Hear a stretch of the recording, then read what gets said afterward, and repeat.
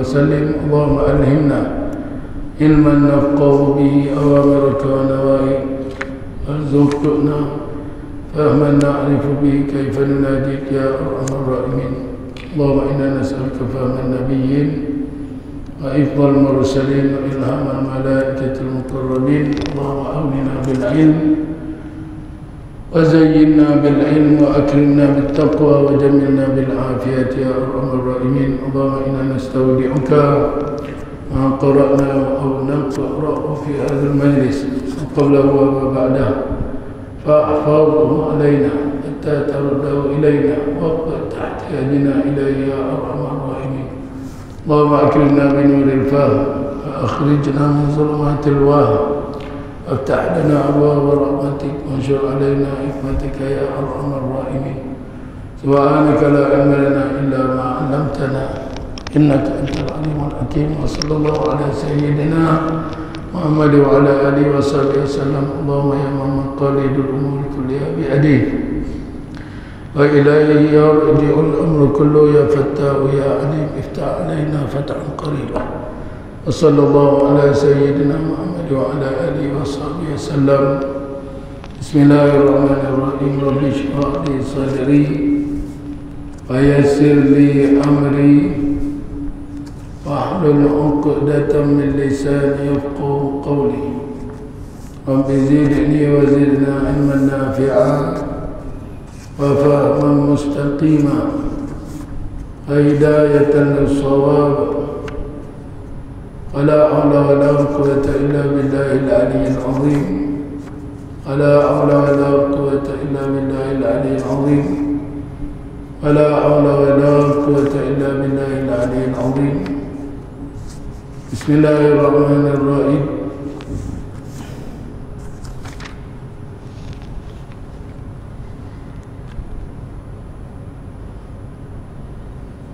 Pengertian ma'rifatullah.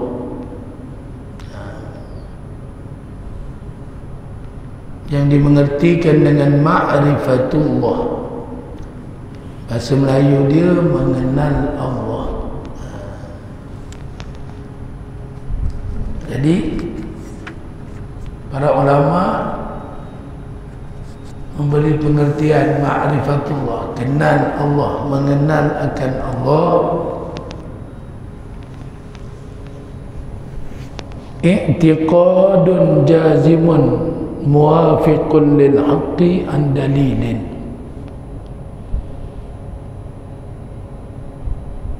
Jadi pengertian ma'rifatullah, mengenal akan Allah,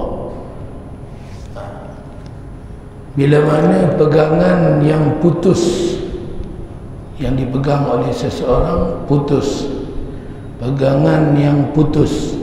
Putus tu dengan makna teguh. Pegangan yang tetap, yang tak berganjak, yang tak berubah, yang tetap, yang teguh. Yang dipegang tu teguh, tetap, tak berganjak, tak berubah. Muwafiqun lil haqqi. Lagi pula yang dimengertikan dengan seorang itu kenal akan Allah, mengenal dia akan Allah. Yang dipegang tadi itu bertepatan dengan kebenaran. Muwafiqun lil haqqi. Apa yang dipegang itu pula bersepakai dengan yang sebenar. Pegangan yang teguh, yang tetap, yang tak berubah, yang mantap, yang padu. Muwafiqun lil haqqi. Lagi pula bersepakai dengan yang sebenar. Tak menyalahi Quran dan hadis, tak menyalahi persepakatan para ulama muktabar ahli sunnati wal jamaah. Lepas tu kesempurnaan mengenal Allah an dalilin, dari lagi pula dengan dalil. Jadi perkara akidah ni sepakat ulama kata kena tiap-tiap orang mukallaf wajib kena ada dalil. Ini dalam bab akidah. Adapun pada bab furu', bab furu' sepakat pula ulama wajib bagi orang yang tak tahu sahabatan semayang, ibadah, hukum fiqh. Sepakat ulama kata kalau bagi orang yang tak tahu wajib kena turut orang lain. Adapun bab akidah wajib tiap-tiap orang kena ada dalil. Sekurang-kurang dalil yang dikehendaki dalil ringkas yang melepaskan tuntutan atas diri seseorang. Maknanya pelepas diri itu okey lah.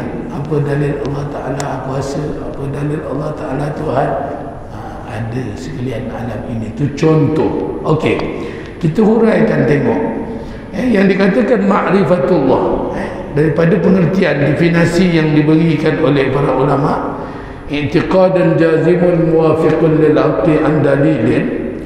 Yang ini kita boleh faham pengertian ma'rifatullah di sini mesti kena ada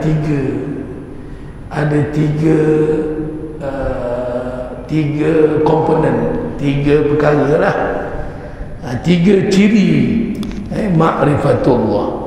Yang pertamanya i'tiqad jazimun, i'tiqad yang putus atau teguh atau mantap atau i'tiqad yang tak berubah. I'tiqad yang tak berubah dengan maksud apa? Keyakinan yang teguh, yang jazimun, yang jazam, yang tak berbolak-balik, yang tak berubah. Itu i'tiqad yang jazimun. Ciri mengenal Allah Ta'ala yang pertama, tak berbolak-balik,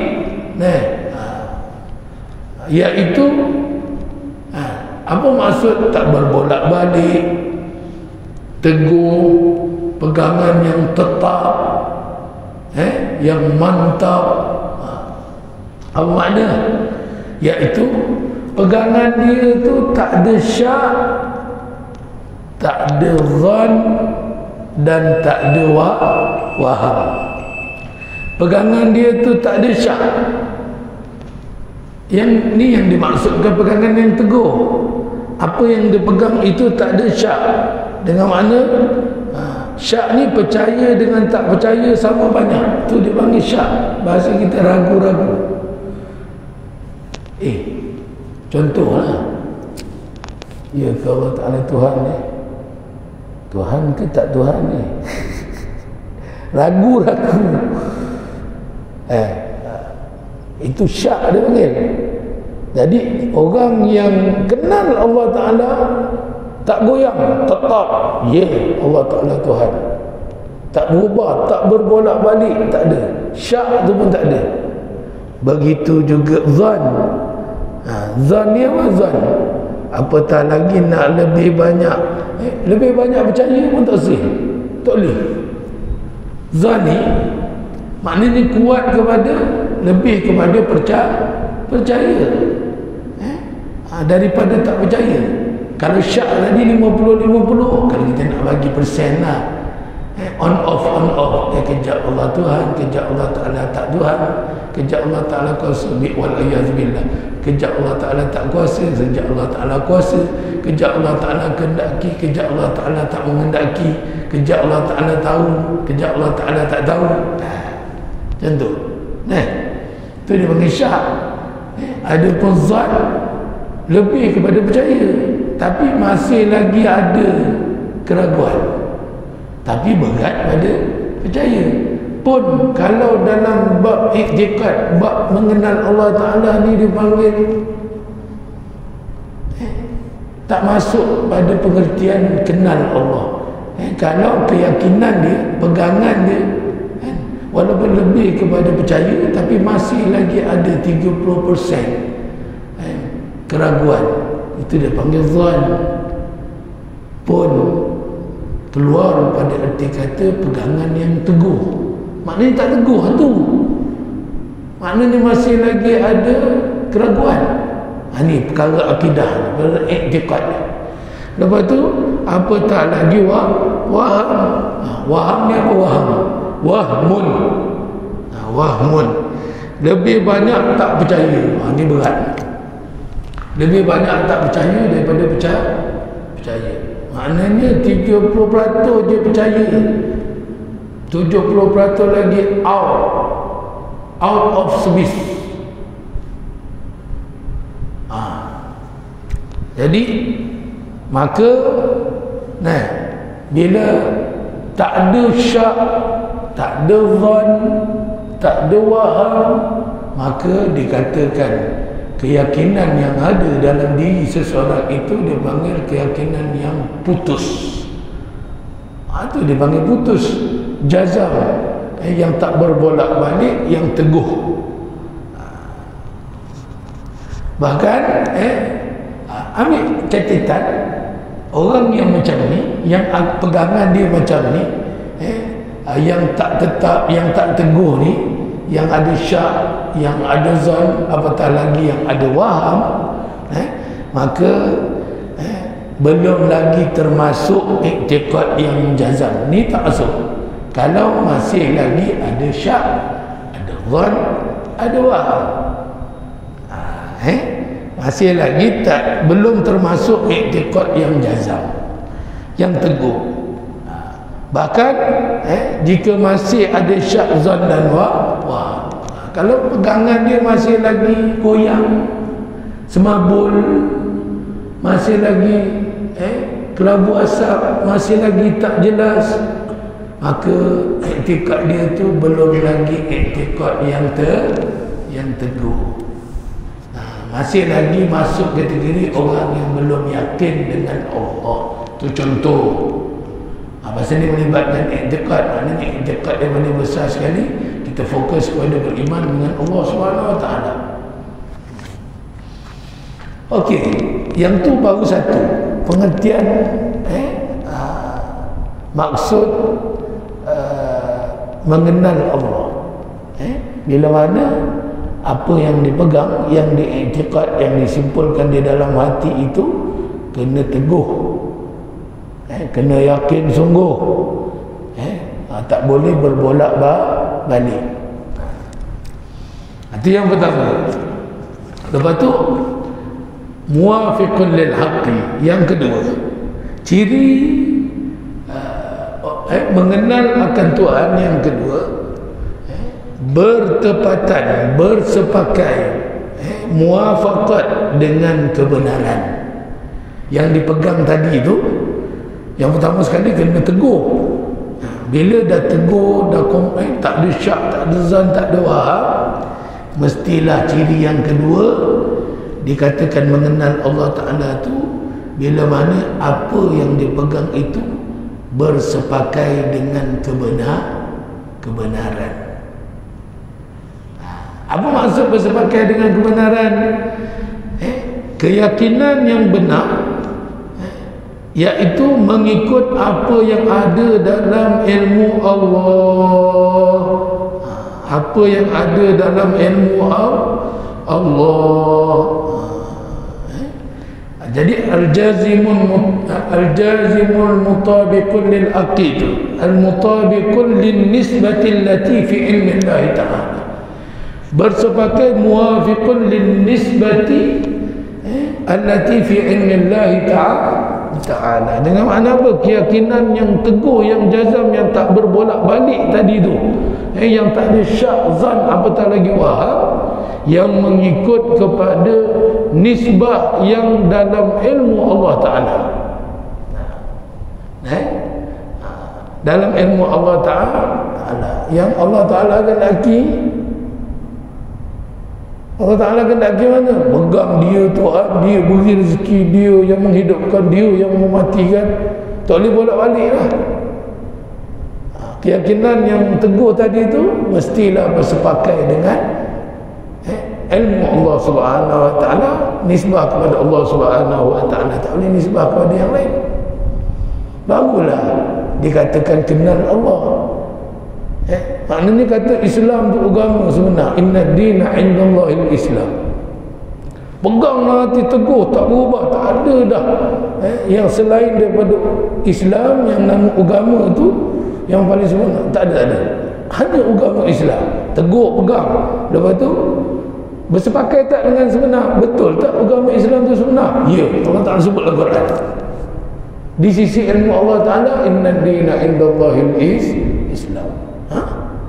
Itu kalau masih lagi ada kot, ada yang lain lebih baik daripada agama Islam, habis lekuk.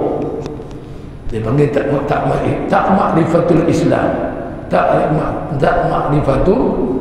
ma'rifatul kalau tak pegang, tak ada lah afdalul khalqi 'ala al-itlaq nabiyuna sallallahu alaihi wasallam. Maulid tiap-tiap bulan pun kalau tak reti, bukan tapi bagus. Maulid ni satulah kelebihan maulid ni, kalau niat nak takabur pun tak perlu. Dia tak sama dengan ibadah-ibadah lain. Niat kerana Nabi SAW, minta Allah berkat insya-Allah. Jadi pegang sungguh teguh pegangan dia. Tak adalah seafdal-afdal makhluk ciptaan Allah melainkan Nabi kita sallallahu alaihi wasallam. Tak berbolak-balik, tak berubah. Lepas tu kan, Nabi tu sebab seafdal-afdal makhluk, ya ke? Yes, muafiqun lil haqqi, bersepakai dengan yang sebenar. Bukan lagi sebut macam mana?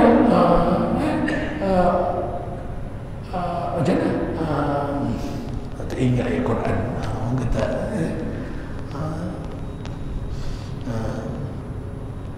sebaik-baik makhluk ciptaan Allah.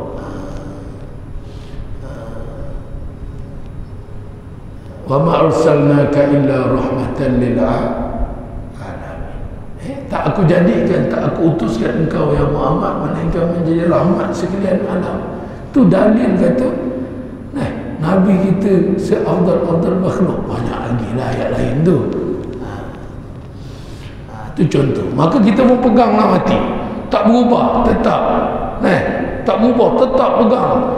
Sekira-kira kalau orang datang letak pistol kat leher, ya ke Nabi Muhammad Abdul Akhli, beliau putus kepala pun asalkan akidah tak putus. Itu jazam namanya. Tapi kita ni, moga iman kita ni tak dicuba lagi. Bolehlah sembang pari, sembang kemain. Dia kata ustaz sembang kemain, belum kena uji lagi, kena uji. Iman ni kena uji. Kalau selagi tak diuji, tak tahu sejauh mana kan. Orang letak 2 juta, belum tentu lagi.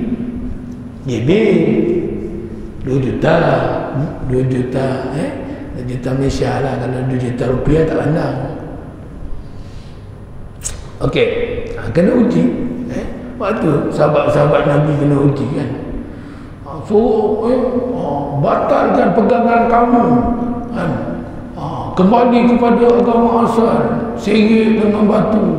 Jawapan Bilal bin Rabah apa? Allah Ahad, Allah Ahad, Allah Ahad.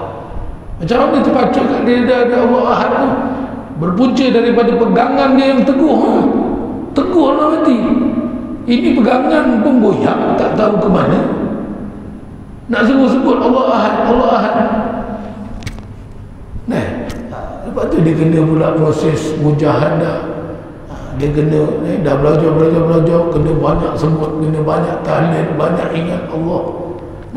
Supaya nak terbalik besok dapat la ilaha illallah.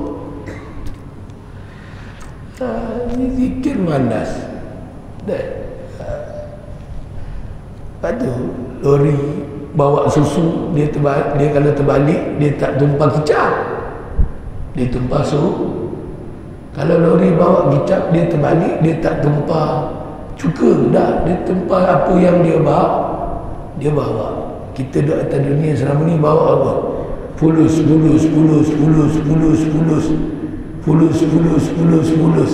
Makan viral, matilah akhir kalam. Viral, fulus. Tu yang mudah sebut. Tapi berpunca daripada keteguhan pegangan.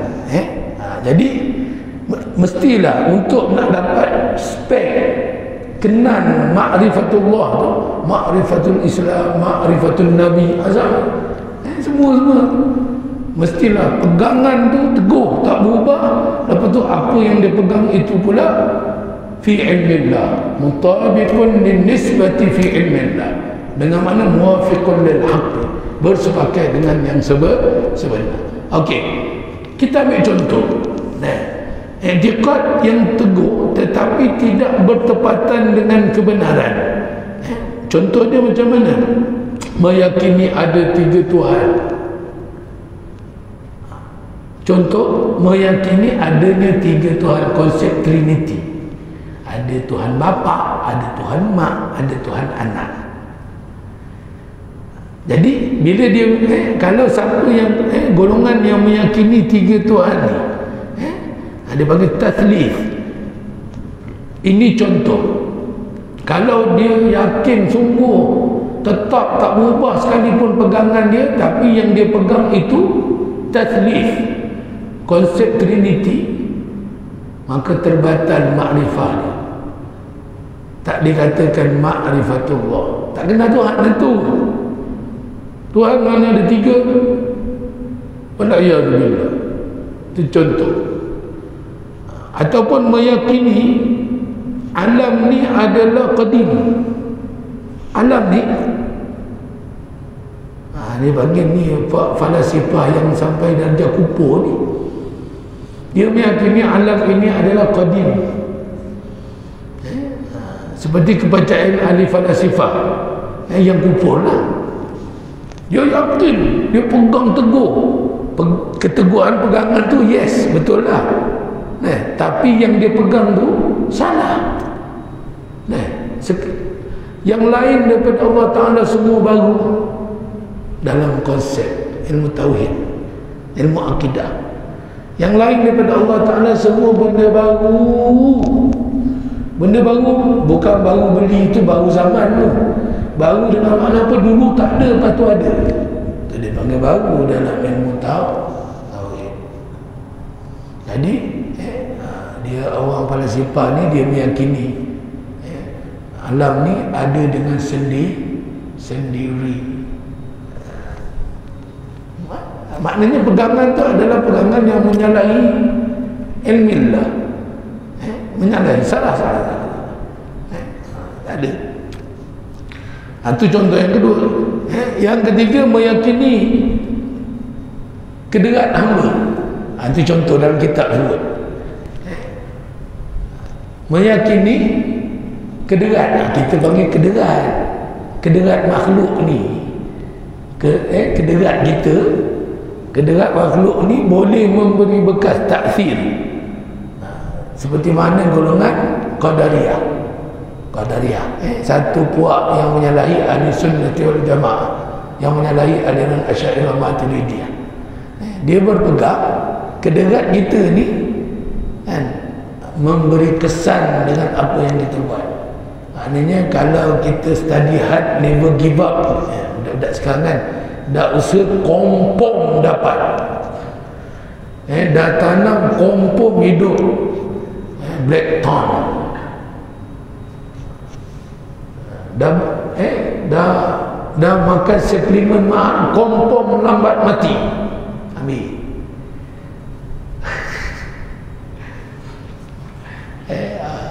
Dia campur lah tu. Maknanya kalau ada pegangan yang macam ni, dia pegang teguh, tapi bila dia pegang ada satu kuasa yang lain selain daripada kuasa Allah Ta'ala yang boleh memberi kesan pun, dia panggil, dia keluar daripada pegangan yang menyalahi. Ini salah, seperti buat Qadariyah. Lepas tu kita di sunnah macam mana? Kita, sebab tu orang Melayu ni handsome lah, orang Melayu ni sebenarnya. Kita usaha yang menentukan Allah. Kita hanya berusaha je. Dengan mana berusaha kita tu belum tentu membuahkan hasil. belum tentu lagi dapat apa yang kita inginkan. Tak. Kita just usaha je. Kita hanya berusaha saja, pergi jumpa doktor, pergi beli Panadol, pergi jumpa Tok Bomo. Tok Bomo lah pula dia kata, ini yang dia tahu report kat jabatan ni. Bukan aku suruh jumpa Tok Bomo. Nak ceritanya bukan kata Tok Bomo, doktor pun sama. Kalau pergi jumpa doktor, kau yakin dengan doktor boleh bagi kau sihat, ubat doktor bagi kau sihat, pun problem juga. Apa taklah nak pergi jumpa Tok Bomo. Tapi kalau pergi jumpa Tok Bomo pun tetap pegang. Tok Bomo tak ada apa-apa, Tok Bomo makhluk. Kau sembuh macam mana pun Tok Bomo, kalau Allah Ta'ala tak izin tak jadi apa-apa. Selesai. Ini pakai lansam ni, asal Tok Bomo je selesai. Syirik, pandai-pandai dia syirik. Syirik apa benda syirik? Ada yang belajar dalam akidah ni. Jadi bukan kata nak jumpa Tok Bomo, jumpa doktor sama. Kena pula supplement ni ribu-ribu, riban-riban. Kita tak mampu nak beli. Lagilah overconfident dia pada ubat. Kalau sampai dia macam ni, sampai boleh memberi bekas, jadi masalah. Pegangan dia tu tak betul. Menyalahi. Lepas tu yang terakhir ni mengenal Allah Ta'ala tu andalilin. Kena berdasarkan dalil. Ini yang terakhir lah. Andalilin. Dengan maksud apa? Keyakinan teguh, tetap, tak berubah, tak berbola balik. Lepas tu yang dipegang itu pula tak menyalahi seperti yang dalam ilmu Allah, dalam kehendak Allah Ta'ala, ketentuan Allah, sebut tak menyalahi Quran dan hadis, berdasarkan dalil yang menunjukkan dan menguatkan keyakinannya, sama ada dalil tafsir terperinci ataupun dalil ringkas. Ini dalil. Barulah seseorang itu mencapai level ma'rifatul Islam, ma'rifatullah, ma'rifatun Nabi, ma'rifatul din, ma'rifatul bla bla bla bla bla bla. Lepas tu dia punya catatan dia bagaimana? Jika mempunyai i'tiqad yang teguh, lepas tu pegangan yang i'tiqad yang teguh dia tu bertepatan dengan kebenaran, tak menyalahi Quran dan hadis, tetapi kalau tidak berdasarkan dalil, maka ini yang dipanggil taklid dalam bab i'tiqad. Bila dia tak ada dalil, dia akan termasuk kelompok taklid. Taklid ni dalam bab akidah ni, dia panggil taklid. Dia akan masuk golongan taklid. Maka dipanggil taklid. Apa makna taklid? Orang yang bertaklid dipanggil muqallid, dengan makna mengikut orang lain. Ustaz ajar Allah Ta'ala Tuhan, dia pun pegang Allah Ta'ala Tuhan, tetap tak berubah. Lepas tu yang ustaz ajar tu pula tak menyalahi Quran dan hadis. Sebab tu jadi masalah. Jadi penyampai yang tak amanah dengan Allah SWT besok akan jadi isu berbangkit. Pasal orang awam dia akan pegang. Sebab tu kena jaga. Bila bagi yang dah duduk kat depan macam ni kan, kalau silap penyampaian, orang pegang Allah, pasal kena lebih lagi benda perkara akidah. Sebab tu dalam bab akidah ni peletakan mesti berdasarkan dalil dalam pegangan dalam akidah ni, yang mana menjadi kewajipan fardu ain ke atas setiap orang mukallaf. Setiap orang mukallaf wajib mengetahui dalil untuk segala sifat yang wajib, sifat mustahil, sifat yang harus bagi Allah Ta'ala.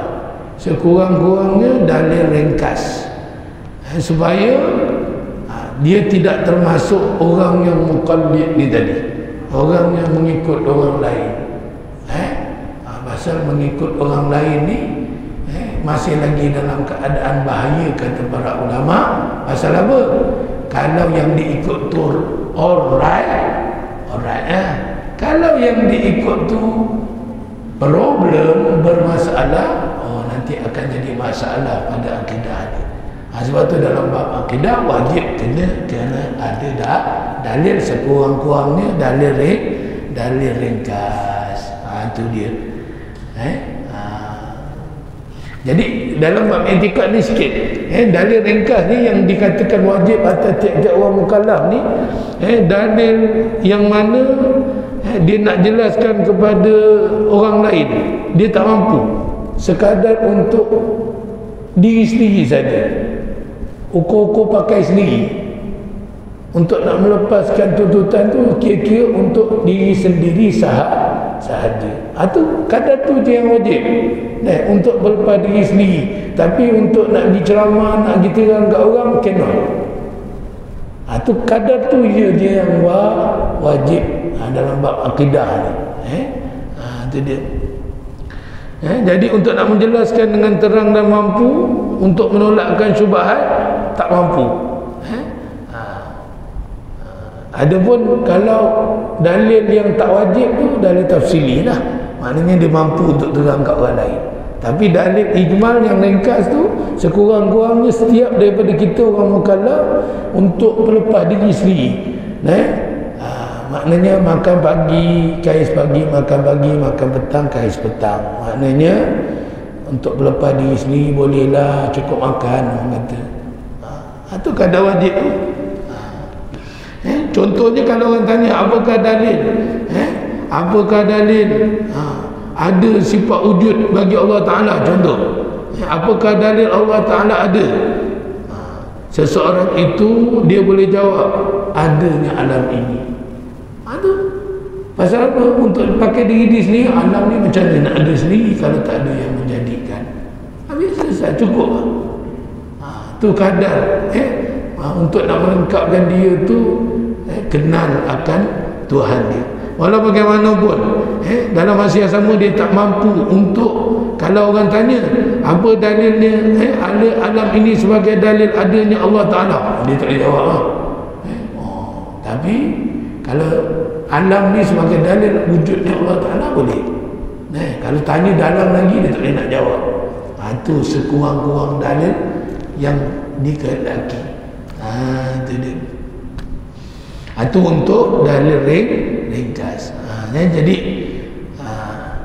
dia punya kesimpulan dia, wajib ada sekurang-kurangnya seorang yang tahu dalil tafsil, dalil terperinci dalam masa fatul qasri, dalam satu jarak yang tak memungkinkan seseorang itu sembahyang jamak qasar, maka kena ada seorang yang boleh hurai secara terperinci. Adapun kadar seringkas, tiap-tiap orang wajib kena tahu. Tapi untuk nak menolakkan syubhat, nak menolakkan kesesatan, nak menolakkan dakwah yang pelik-pelik dalam bab akidah, wajib dalam satu kawasan yang tak boleh kita musafir. Contoh kita duduk dalam negeri Melaka ni, ada mufti, ada qadhi, ada macam-macam orang pandai-pandai yang ke atas sana. Dia orang ni kena tahu dalil terperinci supaya untuk nak menolakkan syubhat dan sebagainya. Untuk dalil yang terperinci. Adapun dalil yang ringkas, sekurang-kurangnya wajib atas kita, tiap orang mukallaf, baik lelaki dan baik perempuan, mengetahui. Barulah dia masuk dalam kategori orang yang ma'rifatullah, kenal akan Allah, ma'rifatul din, ma'rifatul nabi, ma'rifatul ibadah, ma'rifatul macam-macam ma'rifah lagi. Itu saja. Lepas tu nanti dia akan baru kita faham kata kedudukan orang yang tak kenal Allah Ta'ala ni. Ulama bagikan kepada 3 kelompok, 3 golongan. Allah Subhanahu wa Ta'ala a'lam. Al-Fatihah. Bismillahirrahmanirrahim. Ya kana siratal al-maghdubi. Bismillahirrahmanirrahim. Rabbana iftah bainana wa baina qaumina bil haqq wa anta khairul fatihin. اللهم اهدنا الصراط المستقيم صراط الذين أنعمت عليهم من النبيين والصديقين والشهداء والصالحين. اللهم اجعل عقيدتنا عقيدة أهل السنة والجماعة من الأشاعرة والماتريدية، اجعلنا من المتمسكين عليها. ربنا آتنا في الدنيا حسنة وفي الآخرة حسنة وقنا عذاب النار. وصلى الله وسلم على الحمد لله رب العالمين. تقبل الله